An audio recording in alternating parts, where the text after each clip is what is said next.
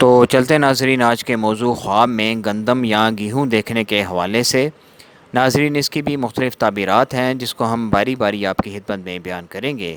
تو چلتے ہیں ناظرین آج کے موضوع کی طرف۔ ناظرین اس کے متعلق حضرت ابن سیرین رحمۃ اللہ تعالیٰ علیہ نے فرمایا ہے کہ خواب میں گندم یا گیہوں مال حلال ہے جو لوگوں کو تکلیف سے ملتا ہے۔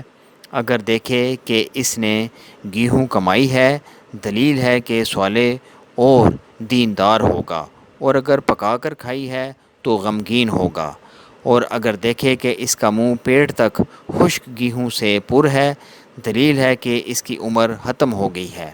حضرت ابراہیم کرمانی رحمۃ اللہ تعالیٰ علیہ نے فرمایا ہے اگر دیکھے کہ گیہوں کے ہوشے کھاتا ہے، دلیل ہے کہ اس ملک میں قحط اور تنگی ظاہر ہوگی۔ اس کے متعلق حضرت جعفر صادق رحمۃ اللہ تعالیٰ علیہ نے فرمایا ہے کہ خواب میں گیہوں 3 وجہ پر ہے۔ نمبر 1 ولایت سے معزول ہونا، نمبر 2 نفرت، نمبر 3 مسافری۔